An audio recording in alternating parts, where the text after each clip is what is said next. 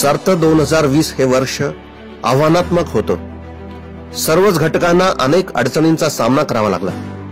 राष्ट्रवादी काँग्रेस पक्षाने या सरत्या वर्षात लोकांच्या हिताचे अनेक उपक्रम हाती घेतले.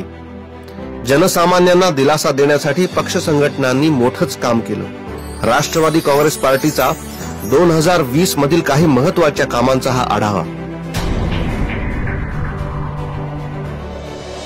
मुंबई विभागीय राष्ट्रवादी काँग्रेसचे अध्यक्ष माननीय नवाबभाई मलिक यांनी मुंबई महानगरपालिकेसाठी मिशन 2022 ची घोषणा केली.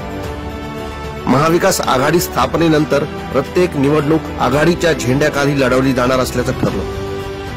पक्षाचे राष्ट्रीय अध्यक्ष खासदार शरद पवार साहेब यांच्या उपस्थितीत मिशन 2022 ची घोषणा जानेवारी 2020 मध्ये करण्यात आली.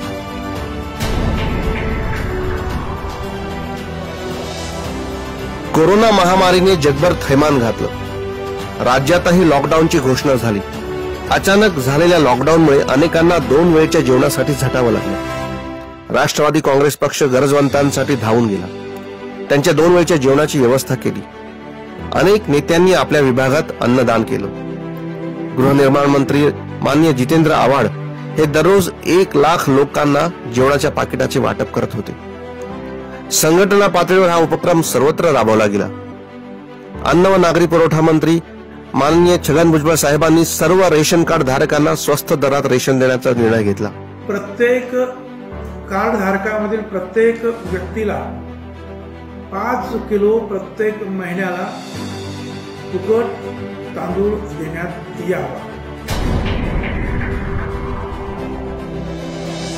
लॉकडाऊन काळात कार्यकर्त्यांचे मनोधैर्य वाढवण्यासाठी प्रदेशाध्यक्ष सन्माननीय जयंत पाटील यांनी राष्ट्रवादी पक्ष अभिप्राय अभियान सुरू केले. या अभियानातून तब्बल 7,61,000 कार्यकर्त्यांशी संवाद साधला गेला.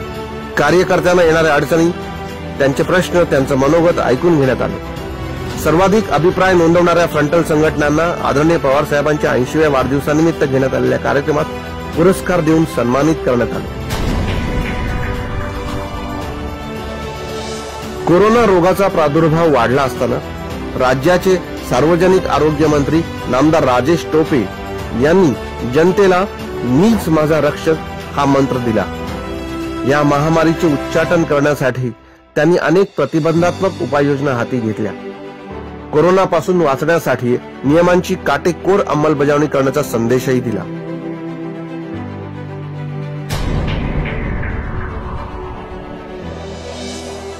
जून महिन्यात राज्याच्या सागरी किनारपट्टीवर निसर्ग चक्रीवादळ धडकले. रायगड रत्नागिरी जिल्ह्यातील काही भागाला वादळाचा तडाखा बसला. 10 जून 2020 रोजी खासदार शरद पवार साहेबांनी नुकसानग्रस्त भागाचा दौरा केला. वादळात कोलमडून पडलेल्या जनतेला पुन्हा उभारी घेण्याची हिंमत पवार साहेबांनी दिली. तसेच मदत कार्य झपाट्याने व्हावे असे निर्देश प्रशासनाला दिले. रायगडच्या पालकमंत्री आदिती तटकरे, खासदार सुनील तटकरे यांनी देखील नुकसान झालेल्या जनतेला आधार देण्याचे काम केले.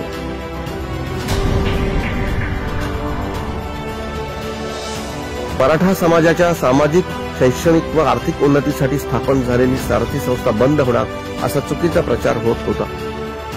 या चर्चेला पूर्णविराम देण्यासाठी राज्याचे उपमुख्यमंत्री नामदार अजितदादा पवार यांनी केवळ 2 तासात सारथी संस्थेला 8 कोटींचा निधी दिला. मराठा समाजाच्या शैक्षणिक प्रगतीसाठी हा निर्णय महत्वपूर्ण होता. सारथीला उद्याच्या उद्या 8 कोटी रुपये त्या ठिकाणी सरकारच्या वतीने दिले जाणार आहेत. महाविकास आघाडी सरकार हे लोकांशी थेट कनेक्ट असणारं सरकार असायला हवं. त्यासाठी आदरणीय पवार साहेबांनी दर आठवड्याला प्रत्येक मंत्र्यांनी जनता दरबार उपक्रम घ्यावेत असे निर्देश दिले.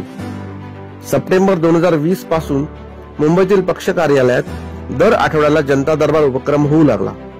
लॉकडाऊन असताना लोकांचा जनता दरबार उपक्रमाला उत्स्फूर्त प्रतिसाद मिळाला. राज्याच्या कानाकोपऱ्यातून लोक आपली गाऱ्हाणी घेऊन पक्ष कार्यालयात येऊ लागले. एका बाजूला कोरोनाचे संकट तर दुसऱ्या बाजूला ऑक्टोबरमध्ये राज्यात अतिवृष्टीचं संकट ओढवलं. यावेळी खासदार शरद पवार साहेबांनी उस्मानाबाद तर राज्याचे उपमुख्यमंत्री नामदार अजितदादा पवार यांनी पंढरपूर येथे धाव घेतली. नुकसानग्रस्त भागाचा दौरा केला. राष्ट्रवादी वेलफेअर ट्रस्टच्या माध्यमातून नुकसानग्रस्तांना आर्थिक मदत दिली गेली, तर सरकारच्या माध्यमातूनही अतिवृष्टीमुळे पिचलेल्या बळीराजाला उभारी देण्याचे काम पक्षाने केले.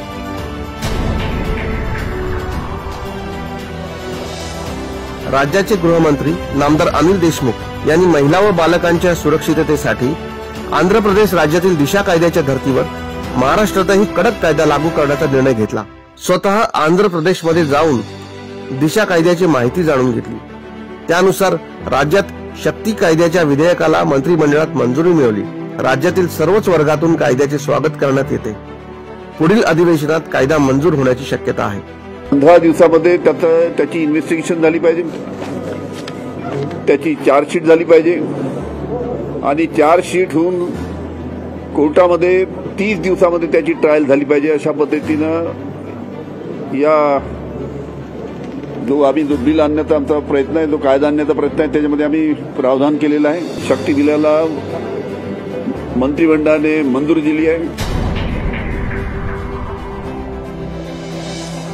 राज्यातील बेरोजगारी हटवण्यासाठी कौशल्य विकास व उद्योजकता मंत्री नामदार नवाब मलिक यांनी राज्यव्यापी ऑनलाईन महारोजगार मेळाव्याची संकल्पना मांडली. आदरणीय खासदार पवार साहेबांच्या वाढदिवसानिमित्त 80,000 रोजगार देण्याचा संकल्प केला गेला.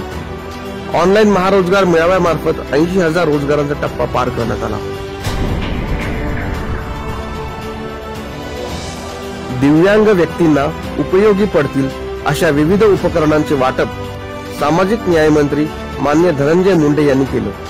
दिव्यांगांना मोफत उपकरणे उपलब्ध व्हावीत यासाठी महाशरद डिजिटल प्लॅटफॉर्म आणि बार्टी ॲपचे अनावरण पवार साहेबांच्या 80व्या वाढदिवसानिमित्त करण्यात आले. या आगळ्या वेगळ्या योजनेची घोषणा त्याच वेळी करण्यात आली.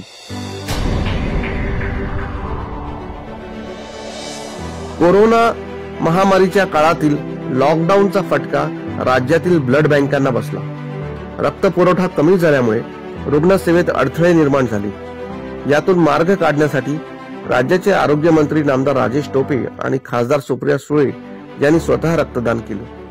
प्रदेशाध्यक्ष नामदार जयंत पाटील यांनी पवार साहेबांच्या वाढदिवसानिमित्त स्वाभिमान सप्ताहाची घोषणा केली. या सप्ताहात राज्यभर रक्तदान शिबिरे घेण्याचे आवाहन करण्यात आले.